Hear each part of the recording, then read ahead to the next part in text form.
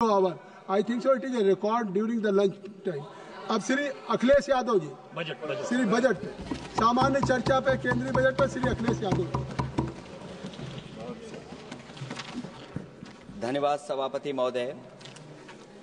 मैं आपका विशेष धन्यवाद देता हूं कि आपने मुझे बजट पर बोलने का अवसर दिया है। मैं अपने सभी साथी जो विपक्ष के बोले हैं उनसे अपनी बात को जोड़ते हुए मैं भी इस बजट के विरोध में खड़ा हुआ हूं। अध्यक्ष महोदय, ये बजट टारगेटेड बजट है, ये बजट फोकस्ड है। ये टारगेटेड फोकस्ड उन लोगों के लिए है जो बहुत संपन्न हैं, बड़े लोग हैं, उद्योगपति हैं, उनके लिए ये बजट बना हुआ है। और जो बात कही जा रही है कि भारत को विकसित राष्ट्र बनाने के लिए मुझे इसमें कोई रोड मैप नहीं दिखाई देता है। और रोड मैप इसलिए नहीं दिखाई देता अध्यक्ष महोदय कि जैसे ही बजट आया, सभापति महोदय, जैसे ही बजट आया हम लोगों ने वो तस्वीरें देखी हैं। वो जो तस्वीरों में दिख रहा है, इधर हाथों में हथकड़ी और पैरों में बेड़ियां, क्या सभापति महोदय 10 बजट इस देश के लिए इसलिए बनाए गए थे कि जब 11वां बजट आएगा तो पूरा देश और पूरी दुनिया ये देखेगी कि भारत के लोग हथकड़ी लगा करके और बेड़ियों को लगा करके भारत लौटाए गए। सभापति महोदय, मैं आपके माध्यम से ये बात कहना चाहता हूं कि अमेरिका जा रहे हैं तो पिछली बार हीरा लेकर के गए थे, इस बार सोने की जंजीर ले जाइएगा। जंजीर देखकर शायद उन्हें कोई और जंजीर याद आ जाए। और सभापति महोदय, हो सके तो कुछ बच्चे और महिलाओं को अपने साथ तो नहीं, किसी और जहाज में साथ लेते आएगा। वो जहाज भी तो भारत का ही होगा। इतना हक तो उनका बनता ही है कि कम से कम दूसरों की ठगी से शिकार कुछ लोग तो बाइज्जत देश लौट सकें। वैसे सवाल ये भी है कि आपके रहते ऐसी ठगी कैसे फल फूल रही है। और सभापति महोदय, इस ठगी से सबसे ज्यादा अगर प्रभावित कहीं के लोग हैं तो वो गुजरात के प्रभावित लोग हैं। क्या यही सभापति हमारे विकसित भारत की तस्वीर है? यादव जी, आप सीनियर मेंबर हैं। सभापति पार्लियामेंट्री वर्ड जो आप बोलते हैं थोड़ा सा सोच समझ के बोलिएगा। ये ठगी वर्ड जो है थोड़ा सा इसको हटा दीजिएगा। सभापति महोदय, एक दूसरी तस्वीर में हम लोगों ने देखी, महाकुंभ जो 144 साल बाद एक झूठा प्रचार किया गया। 144 साल। सभापति महोदय, बोलने दीजिए। सभापति महोदय, कुछ पॉइंट रेज करा। सभापति महोदय, ये एक मिनट रुकिए, एक मिनट, जस्ट ए मिनट, एस्ट्रोनॉम, एक minute please, honourable member please. Yadav ji, एक मिनट प्लीज, आप बैठे। सभापति महोदय, यादव जी आप बैठे, एक मिनट, आप बोलिए। संविधान का आर्टिकल 25, 26, 27 और 28 ये कहता है कि आप किसी भी रिलीजन के खिलाफ किसी प्रकार की बातें नहीं कर सकते। ये लोग एंटी हिंदू है, ठीक है, ये लोग एंटी हिंदू है, ठीक है, पूरे कांग्रेस के। I got the point, देख लेंगे सब, देख लेंगे इसको। I will see, please be seated, आप लोग बैठिए, हम देख लेंगे। सभापति महोदय, हम देख लेंगे, आप बैठिए प्लीज, आप बोलिए, हम देख लेंगे। गौरव जी बोला है ना, प्लीज आप लोग बैठिए, बोलने दीजिए, नेता को बोलने दीजिए, माननीय नेताजी को बोलने दीजिए। वो महाकुंभ की तस्वीर, ये क्या हो रहा है? ये भड़काना चाहते हैं, ये भड़काना चाहते हैं। सभापति महोदय, एक मिनट, कोई भी ऐसा वर्ड करके नहीं आए हो, जो कोई भी आस्था के विरुद्ध में बोला, आपको कोई उसको हटा अधिकार दीजिए। नहीं बनता है। आप स्नान करके नहीं आए हो, आपने स्नान नहीं किया कुंभ में। बोल दिया मैंने, सभापति बोल दिया महोदय, मैंने, बोल दिया प्लीज। आप हटा दिया जाएगा, हटा दिया जाएगा उसको। सभापति महोदय, इन्होंने कुंभ में स्नान नहीं किया। आप इधर देखिए, शहर पर देखिए, उधर मत देखिए, शहर को संबोधन कीजिए। अगर फोटो आई होती तो मैं जैकेट वाली भी फोटो देख लेता। आपका कोई गलत फोटो दिखा है, सभापति महोदय, ऐसा लग रहा है। विकसित भारत की जो दूसरी तस्वीर देखी जी, वो तस्वीर न केवल हम लोगों को दुख पहुंचाती है, बल्कि तमाम वो सनातन को स्वीकार करने वाले लोग, उनको दुख पहुंचाया होगा। सभापति महोदय, अगर लोग तकलीफ में रहे, परेशानी में रहे, और ये पहली बार हुआ होगा ऐसा कि लोग 300 किलोमीटर के जाम में फंस गए, न केवल एक मुख्यमंत्री सभापति महोदय, उन्हें 2-2 मुख्यमंत्रियों को लगाना पड़ा कि कैसे जाम रुक जाए। सभापति, इसके साथ साथ इन्हीं के संगठन के लोगों को जब लगा कि वो व्यवस्था नहीं बना सकते, तो इतने दिनों बाद इनके संगठन के लोगों की अपील है कि भारतीय जनता पार्टी के कार्यकर्ता बाहर आए और लोगों को सुविधा दें, परेशानी दें। ये बात तब सभापति आई है जब लोग दुख, तकलीफ, परेशानी की वजह से इनके खिलाफ चिल्लाने लगे, इनके खिलाफ बोलने लगे। सभापति महोदय, मैं ये पूछना चाहता हूं, जिस स्नान के लिए प्रधानमंत्री गए हो, देश के राष्ट्रपति गए हो, उपराष्ट्रपति गए हो, मंत्री गए हो, क्या यही विकसित भारत की तस्वीर होगी जिसमें आप ट्रैफिक मैनेज नहीं कर पा रहे हैं? आप हर शहर में ये कहा गया कि कोई शहर से निकले नहीं, सब के सब वहीं पर रुक जाएं, आगे नहीं जा सकते, दर्शन नहीं कर सकते। अगर ये सच्चाई नहीं है सभापति महोदय, सब बॉर्डर सील हुए हैं, जितना भारत के लोग सब बॉर्डर सील हुए हैं, और फिर चांद पर पहुंचने का क्या फायदा जब जमीन की समस्याएं न दिखती हों आपको, जमीन की समस्याएं न दिखती हों। और सभापति महोदय, मैं सरकार से जानना चाहता हूं वो ड्रोन कहां हैं? वो जो डिजिटल इंडिया की बात कही गई थी, वो कहां है? जो लोग अभी तक इस बात की डिजिट नहीं दे पा रहे हैं कि कितने लोगों की जान गई है, कितने लोग वहां पर खो गए हैं। सभापति महोदय, इधर विज्ञापन और कार्टूनों की बड़ी चर्चा हो रही थी। मुझे याद है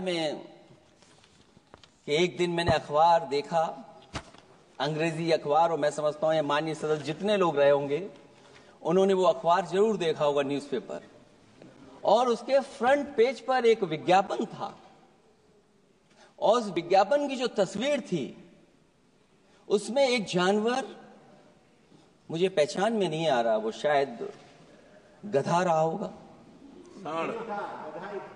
वो जेल के अंदर है। मेरा मन नहीं माना, मैंने उसी दिन सरकार को जगाने के लिए लिखा, और मैं आज सभापति महोदय सरकार के माध्यम से जानना चाहता हूं कि डिजिटल इंडिया करते करते साइबर क्राइम, साइबर लूट और डिजिटल अरेस्ट कितना बढ़ गया है। और जो विज्ञापन दिया था, इस जानकारी के बाद वो विज्ञापन दोबारा अखबार में नहीं आया। वो विज्ञापन की तस्वीर मैं नहीं दिखा सकता हूं, मैं समझता हूं माननीय मंत्री जी उस विज्ञापन को जानते होंगे और देखा होगा उन्होंने। जो विज्ञापन दिया, जनता का भारतीय रिजर्व बैंक से यह सवाल है कि वो अपने ऐसे विज्ञापनों में किसको चित्रित कर रहे हैं और क्यों, और वो कहां से आया है? क्या यह कोई प्रतीकात्मक चित्रण है? यदि हां, तो वो जानवर किसका प्रतीक है? क्या उस सिस्टम का जिसके कंधे पर स्वच्छ और सुरक्षित बैंकिंग की नैतिक जिम्मेदारी है, या उस मंत्रालय का जिसको सुरक्षित बैंकिंग का दायित्व निभाना चाहिए? अगर ये चित्रण जनता को दिखाना चाह रहा है कि ये बहुत ही अनैतिक भी है, जनता इसके लिए मानहानि का दावा भी कर सकती है। अगर आरबीआई यही दिखाना चाह रहा है तो आप अपने खाता धारकों के प्रति बैंक का ऐसा नकारात्मक रवैया न केवल आपत्तिजनक है बल्कि घोर निंदनीय भी है। आरबीआई ऐसे विज्ञापनों से नहीं बल्कि अपने सिस्टम को चुस्त दुरुस्त करके वह जनता में बैंकिंग साक्षरता और बैंकिंग सजगता जागरूकता अभियान चलाकर जनता को सचेत और सावधान करें। उसी के बाद मैं समझता हूं जब भी हम लोग मोबाइल खोलते हैं कोई ना कोई आवाज सुनाई देती है उसके अंदर। क्या सभापति महोदय डिजिटल अरेस्ट के माध्यम से लाखों लाख रुपया नहीं लूटा जा रहा है? आखिरकार उसके लिए जिम्मेदार कौन है? कौन जिम्मेदार है उसके लिए? जो बजट दिया है, जो बजट में बातें निकल करके आ रही हैं, बजट में पीडीए के उत्थान के लिए कुछ भी नहीं है सभापति महोदय। और जो लोग अपनी जीडीपी की न जाने कितनी कहानियां बताते थे, आज वो जीडीपी रेट क्यों कम होता चला जा रहा है? क्यों जीडीपी 6.4% के आसपास पहुंच गई है? न केवल जीडीपी बल्कि आज अगर हम 87 रुपए लेकर के ही $1 ले सकते हैं। कभी डॉलर को नीचे गिरने की कहानी कहीं किसी से जोड़ दी गई थी। आज सोचिए कितने रुपए हम इकट्ठे करते हैं तब जाकर के हमें $1 मिलता है। क्या सरकार के पास इसका कोई जवाब है? इस ग्रोथ रेट के कम होने का कारण जो सभापति महोदय मुझे समझ में आता है वो इन्वेस्टमेंट की कमी और कंजप्शन की कमी है। ये देश की आर्थिक विकास की स्थिति पर प्रश्न चिन्ह लगाता है। और यही नहीं, सभापति महोदय जो भेदभाव बढ़ता चला जा रहा है, जो खाई पैदा होती जा रही है, इन्हीं के आंकड़े बताते हैं कि खाई कितनी है। मुट्ठी भर लोगों के पास पूरे देश की संपदा पहुंच गई। जो ज्यादा लोग हैं वो गरीब हैं। उनके जीवन यापन के लिए 80 करोड़ लोगों को आपको राशन बांटना पड़ रहा है। क्या यही विकसित भारत की तस्वीर है? और फिर दुनिया में हम पर कैपिटा इनकम में कहां खड़े हैं? अगर हम केवल सरकार से सभापति महोदय आपके माध्यम से जानना चाहें कि जिन परिवारों को आप राशन दे रहे हैं उन परिवारों की पर कैपिटा इनकम क्या है, और अगर विकसित भारत की तस्वीर लेकर के ये सरकार चलना चाहती है तो कम से कम सरकार की सभापति महोदय जिम्मेदारी बनती है कि जो 80 करोड़ लोग राशन पा रहे हैं उनके आपकी पर कैपिटा इनकम क्या है। एक बहुत प्रिय काम सरकार का है, इतना प्रिय है कि उसका नाम बदल करके इज्जत घर कर दिया गया। मुझे याद है कि एक छत्तीसगढ़ में बुजुर्ग मां जिसने बकरी बेच करके अपना शौचालय बनाया था, और बकरी बेचने के बाद शौचालय जब बनाया तो देश के प्रधानमंत्री जी ने उनका सम्मान किया। आखिरकार सवाल यह है कि बकरी उसे क्यों बेचनी पड़ गई? इसका मतलब यह है कि आपकी जो बनाई हुई स्कीम वो जमीन पर नहीं पहुंच रही है, उसके लिए पर्याप्त पैसा नहीं पहुंच पा रहा है। आखिरकार पैसा क्यों नहीं पहुंचा, ये तो सरकार की जिम्मेदारी है। और फिर सभापति महोदय जो शौचालय बनाए हैं उनमें पानी किसी में नहीं पहुंचता, क्या यही विकसित भारत की तस्वीर बनेगी? वैसे तो सभापति महोदय हम लोग डबल इंजन बहुत सुनते थे, और अब इस बजट में 2 इंजन और बढ़ गए हैं। सभापति महोदय ये 4 इंजन वाला है बजट। 4 इंजन।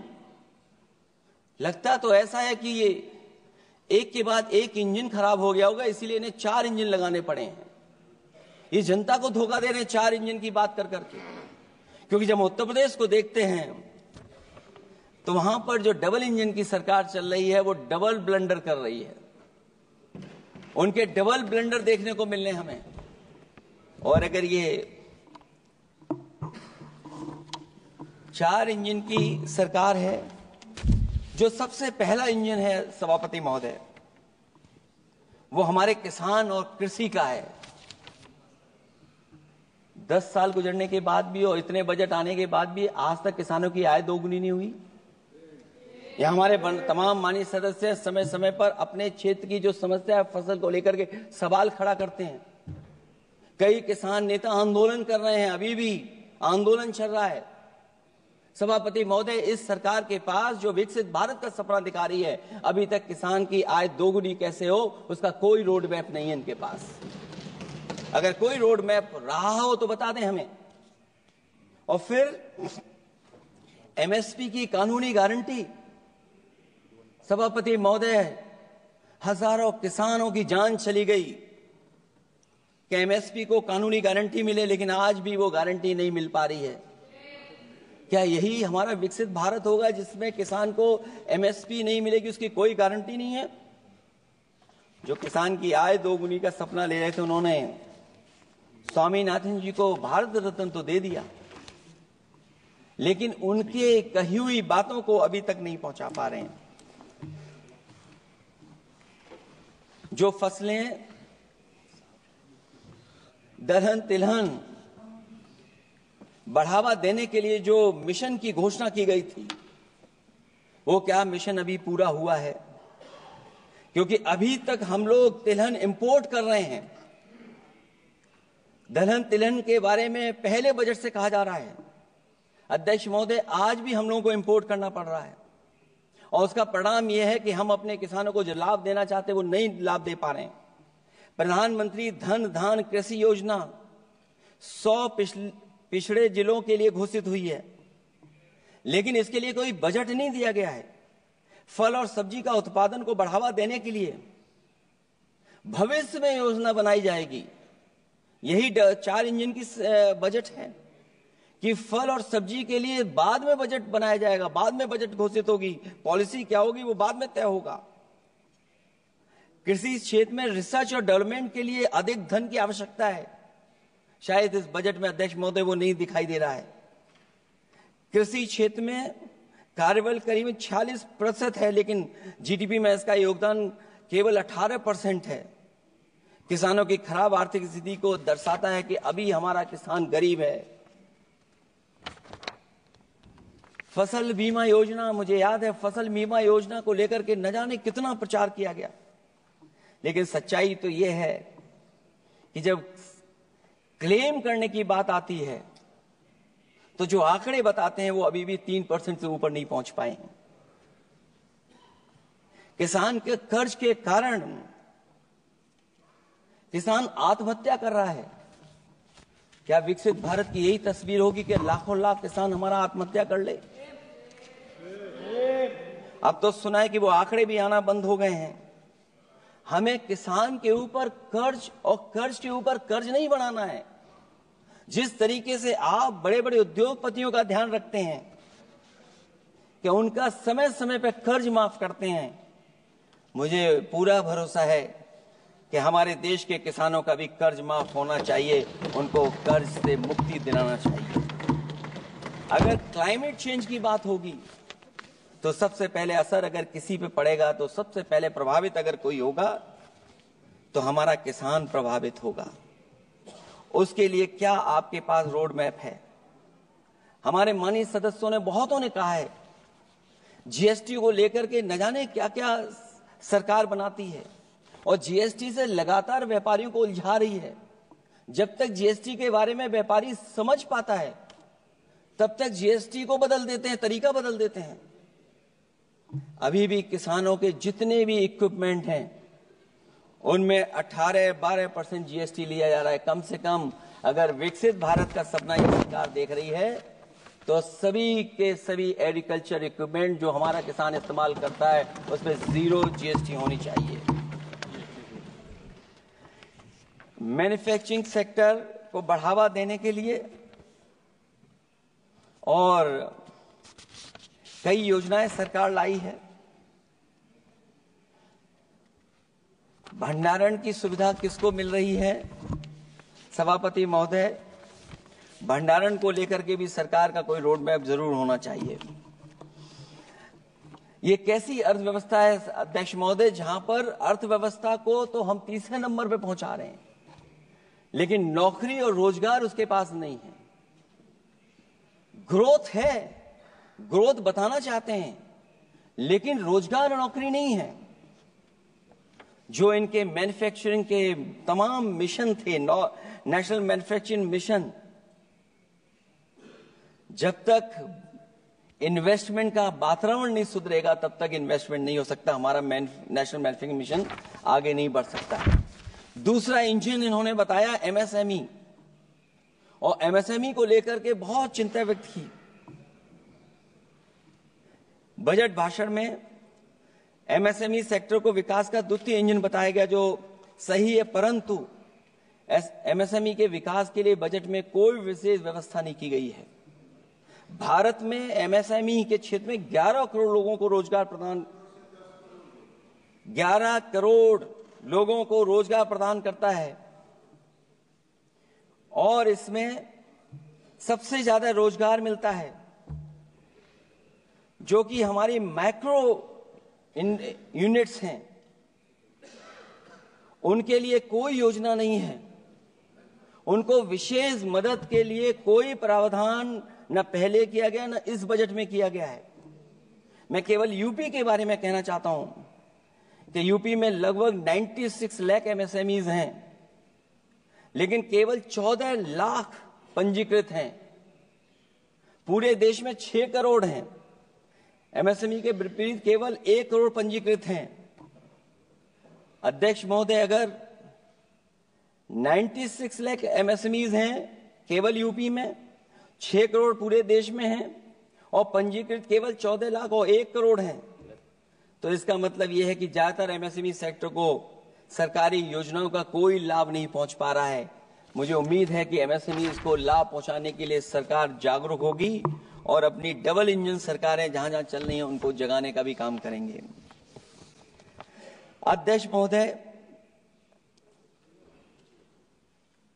एक समय ऐसा भी था जब लोग बजट के आने पर खुश होते थे, क्योंकि बजट नई उम्मीद जगाता था, देश और जनता को आगे की ओर ले जाता था। लेकिन भाजपा सरकार के बजट में न देश के विकास के लिए कुछ होता है, न जनता की तरक्की के लिए। बजट मायूसी लेकर नहीं आना चाहिए।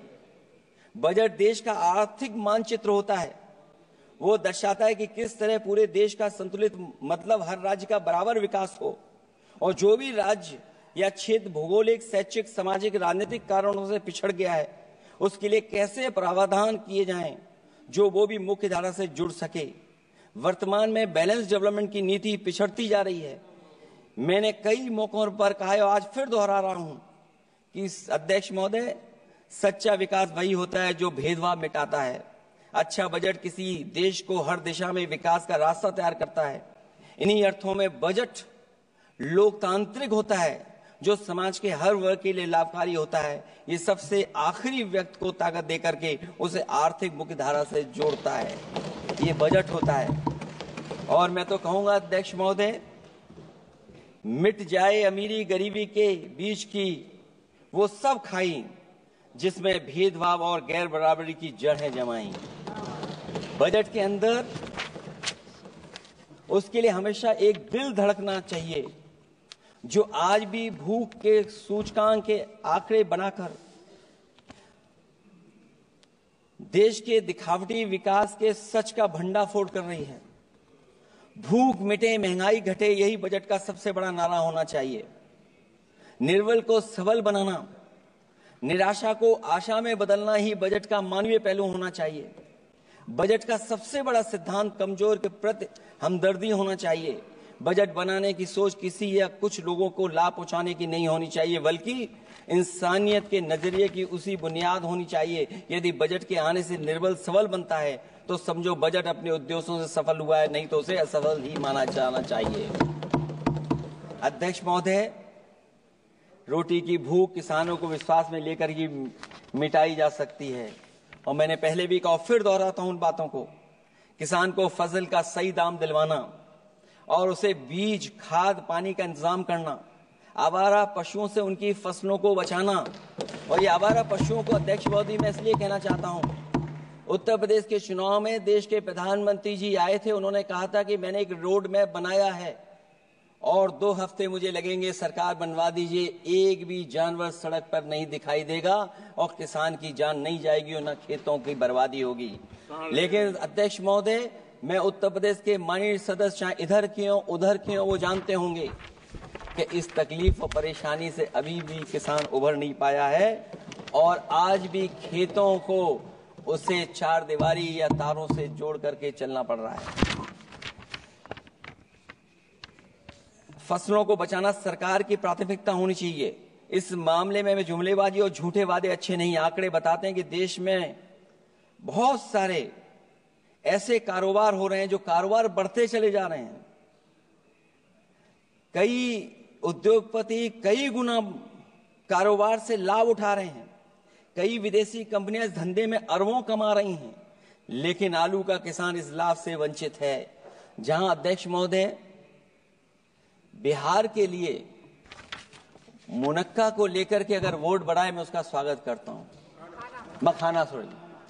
मखाने को लेकर के एक कदम आगे चला गया, मैं दूसरे स्टेट में पहुंच गया अध्यक्ष महोदय।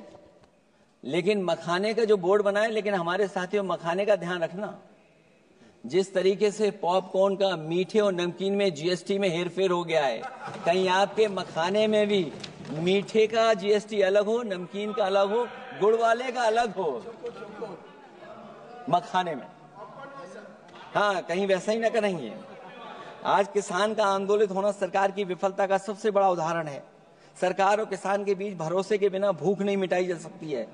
समय पर बीज खाद को मिलना, कृषि ऋणों को माफ होना, एमएसपी दिलवाना सरकार का दायित्व है, वो इससे बच नहीं सकती। किसानों के हिस्से में काले कानून नहीं, सतरंगी भविष्य आना चाहिए और ये सरकार काले कानून ला करके हमारे किसानों को अपमानित करना चाहती है। वहीं अध्यक्ष महोदय, हमारे मानव संसाधन के लिए स्वास्थ्य एक बड़ी चुनौती है। चिकित्सा स्वास्थ्य में सुधार होना बेहद जरूरी है। आज के समय की सबसे बड़ी जरूरत है कि हर शरीर को पोषक आहार मिल सके, कार्य की दशाएं अच्छी हों, वर्क लाइफ बैलेंस सही हो, जिससे मानसिक रूप से भी लोग स्वस्थ रहें। इसके अलावा पर्यावरण को भी अब स्वास्थ्य के बड़े कारक के रूप में लेना होगा। एनवायरनमेंट को हेल्थ फैक्टर के रूप में देखना होगा।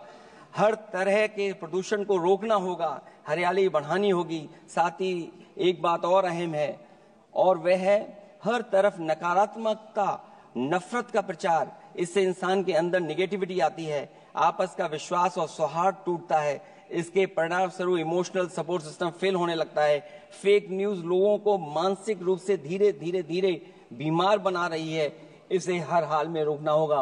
और अध्यक्ष महोदय, इसमें विपक्ष से ज्यादा सरकार की जिम्मेदारी है, क्योंकि कई मौकों पर हम लोग देखते हैं कि सरकार जितना अपने आप का प्रचार करना चाहती है, उससे ज्यादा दूसरों को कैसे बदनाम किया जाए उसके लिए प्रचार करती है। ये शायद सरकार की जिम्मेदारी बड़ी बनती है। इससे देश के मानव संसाधन में जो जानबूझ करके आपसी अविश्वास बढ़ाया जा रहा है और समाज में सौहार्द को भी जानबूझ करके घटाया जा रहा है, जिससे कुछ लोग अपनी सियासी रोटियां सेक सकें, इसके लिए सख्त कानून लाना चाहिए। अध्यक्ष महोदय, एक तरफ सरकार लोगों को सही इलाज नहीं दे पा रही है, दूसरे जीवन और स्वास्थ्य बीमा पर भी टैक्स लग रहा है। सरकार मुनाफा कमाने के लिए नहीं बनती है, बल्कि जनता के कल्याण के लिए बनती है। ये बात कुछ लोगों को याद रखनी चाहिए। अगर आप अध्यक्ष महोदय, अगर काम है भी तो सही दाम नहीं मिल रहा है। ये बात अगर एक पढ़े लिखे युवा के लिए सही है तो एक मजदूर के लिए भी दिन भर कमर तोड़ मेहनत तो करता है, लेकिन उतना पैसा मजदूरी में नहीं पाता है कि अपनों का अपना पेट भर सके। आज जबकि देश की अधिकांश आबादी युवा है, ऊर्जा से भरी हुई है, कुछ करना चाहती है, ऐसे में सरकार को सिर्फ ये करना है कि वो देश के कारोबारी वातावरण और व्यावसायिक व्यवस्था का निर्माण करे, लोगों के टैलेंट को पहचाने, उसकी सच में स्किल मैपिंग करे, जिससे युवा को प्रतिभाओं के अनुसार उसको काम रोजगार मिल सके, जिससे युवाओं को देश के निर्माण में अपना योगदान करने का मौका मिले। अध्यक्ष महोदय, जब से ये सरकार बनी है महंगाई बढ़ती चली जा रही है। महंगाई कहां पहुंच गई है सरकार को बेहतर पता है, आकलन है उनको। इसलिए अध्यक्ष महोदय, महंगाई एक ऐसी समस्या बनकर उभरी है जिसने हर कौर को भारी बना दिया है। जिस तरह सत्ता में बैठे हुए लोग राजनीतिक चंदे के नाम पर कंपनियों से उगाही कर रहे हैं, दरअसल वो भी दामों के बढ़ने का एक बहुत बड़ा कारण है। सरकार ने मुनाफाखोरी की लगाम खोल दी है और मुनाफाखोरों को छुट्टा बैल हो गए हैं। आजाद भारत के इतिहास में भी नोटबंदी और जीएसटी दो सबसे बड़े आर्थिक सुधार हैं। सुधार नहीं बल्कि सबसे बड़े आर्थिक विकार बनकर के उभरे हैं। और अध्यक्ष महोदय, मैं याद दिलाना चाहता हूं, नोटबंदी के समय पर बैंक की लाइन में एक मां लगी थी गर्भवती। जो बच्चा जन्म लिया उसका नाम हम लोगों ने खजांची रखा है। अब वो काफी बड़ा हो गया है, साइकिल भी चला लेता है। अध्यक्ष महोदय, मैं कहूंगा सरकार से कम उसको ही गोद ले लें आप। अध्यक्ष महोदय, मैं चाहूंगा कि आप उसको गोद ले लीजिए। नाम जब आप गोद ले लेंगे तो नाम भी आप अपने हिसाब से रख पाएंगे। किसी भी आर्थिक सुधार का लक्ष्य ये होता है कि आर्थिक गतिविधियां सुचारू रूप से चल सकें और आसान होंगे, जिससे अर्थव्यवस्था दिन दूनी रात चौगनी तरक्की करे। लेकिन इन सुधारों के आने के बाद से अर्थव्यवस्था की गति कछुआ की चाल जैसी हो गई है, जिसकी प्रमाण है कंपनियों की ग्रोथ का काम होना, उनकी बिक्री का घट जाना, यहां तक कि फास्ट मूविंग कंज्यूमर गुड्स भी 2% से ज्यादा आगे नहीं बढ़ पा रहा है। इसका सीधा मतलब यह है कि लोगों के पास पैसों की किल्लत हो गई है और वो रोजमर्रा की जरूरत तक खर्च नहीं करना चाहते हैं। ऐसे में उनकी बचत कहां से होगी, और जब बचत नहीं होगी तो लोग क्या तो खाएंगे और क्या बाजार में लगाएंगे। लोगों में भविष्य को लेकर कितनी अनिश्चितता और चिंता है कि वो अपने जमा पैसे अपने पास ही रखना चाहते हैं। इसलिए व्यापार में बढ़ोतरी नहीं हो पा रही है, बैंकों में भारी किल्लत है, पूंजी का निर्माण नहीं हो पा रहा है और लोग निवेश के लिए आगे नहीं आ रहे हैं।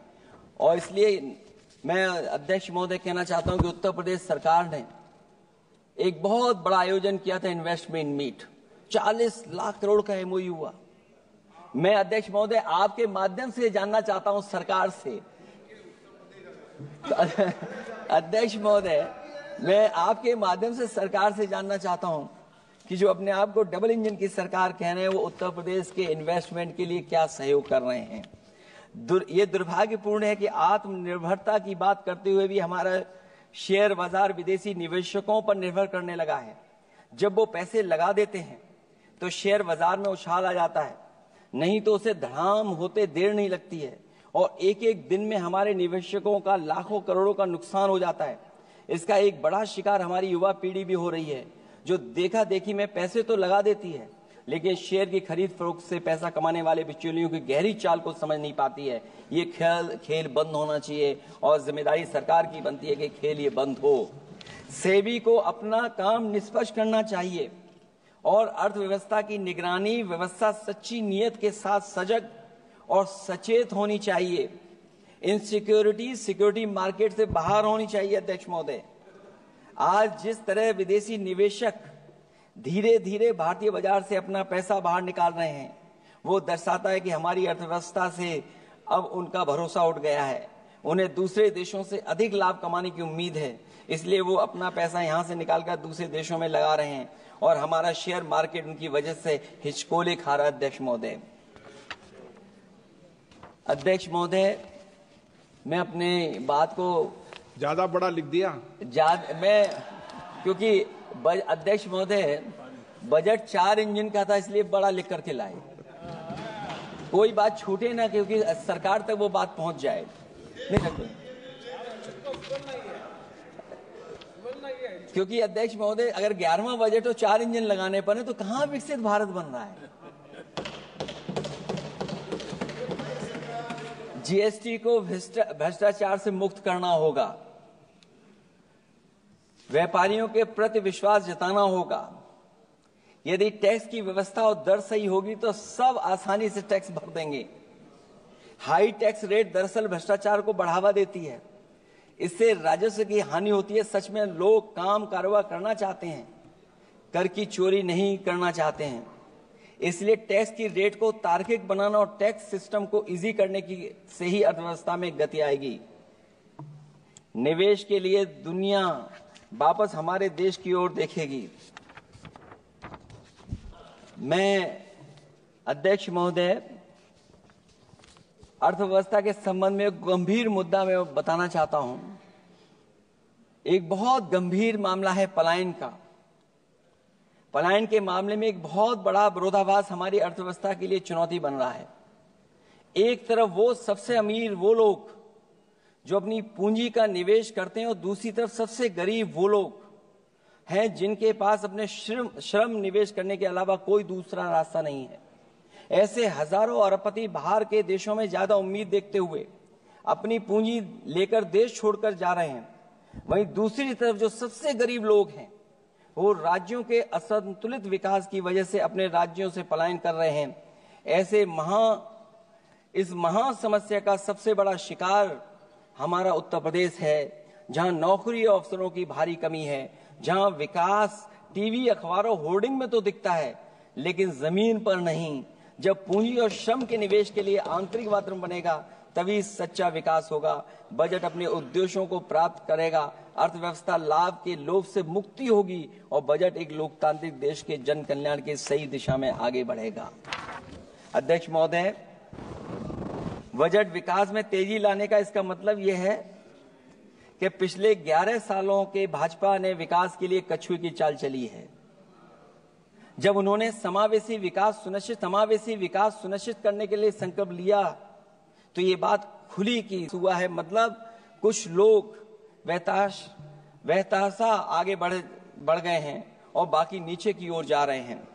निजी क्षेत्र के निवेश में को नई जान डालने की बात करने का अर्थ ये निकलता है कि भाजपा राज में निजी क्षेत्र बेजान हो गया है। नोटबंदी और जीएसटी के लिए सुधार नहीं विकार साबित हुआ। अध्यक्ष महोदय, परिवारों के मनोभाव में उल्लास भरने की बात करने वो स्वीकार कर रही हैं, लोगों को मुस्कुराना बंद कर दिया है। अच्छे दिन न इनके राज में आए हैं और न आएंगे आने वाले समय में भी। भारत के बढ़ते मध्यम मार्ग को खर्च करने की शक्ति को बढ़ाने की बात तो मतलब है कि मध्यम वर्ग के हाथ खाली हैं। आज आप आयकर की बात कर रहे हैं। हम लोगों ने बहुत पहले इस बात की मांग की थी, इसलिए कि 12 लाख के कम से कम उनको कर से। वित्त मंत्री जी ने कहा कि हम सब मिलकर के अधिक संपन्नता लाने और विश्व में अपना स्थान बनाने और अपने राष्ट्र की अनंत क्षमता को बढ़ाने के लिए अपनी यात्रा कर रहे हैं। तो उनकी असली मतलब ये था कि वो बस चल रहे हैं। ये यात्रा निरर्थक है।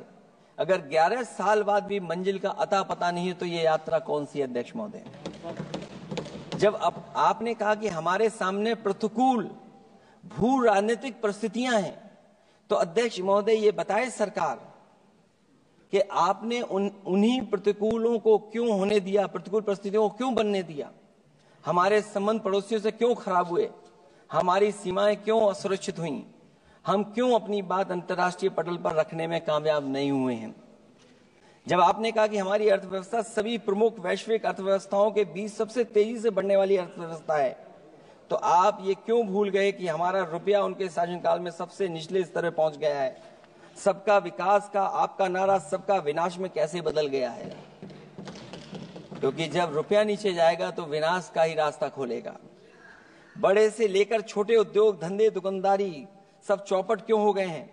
मेक इन इंडिया, मुद्रा योजना, स्किल इंडिया, ये सब नाकामी की किताब के चैप्टर कैसे बन गए? वहां सवाल ये कि कैसे व्यापार कारोबार केवल कुछ लोगों के हाथ में ही सिमट गया और बाकी सबका काम धाम क्यों मिट गया? अध्यक्ष महोदय, हम भी मानते हैं कि कोई देश केवल उसकी मिट्टी से नहीं है, बल्कि देश उसके लोगों से है। लेकिन आप लोग ये बात सिर्फ कहते हैं, करते नहीं हैं। जनता आपके लिए बस नारे का विषय है। आप कहती हैं कि हमारे लिए विकसित भारत में शामिल हैं गरीबी से मुक्ति, 100% अच्छे स्तर की स्कूली शिक्षा, बेहतरीन सस्ती और सर्वसुलभ स्वास्थ्य सेवाओं तक पहुंच, 100% कुशल कामगार के साथ सार्थक रोजगार, आर्थिक गतिविधियों से 70% महिलाएं और देश को food basket of the world बनाने वाले किसान। अगर ये आपका लक्ष्य है, पर क्या आपके राज्य में अमीरी गरीबी की खाई नहीं बढ़ी? भू के इंडेक्स में हम कहां जा पहुंचे हैं?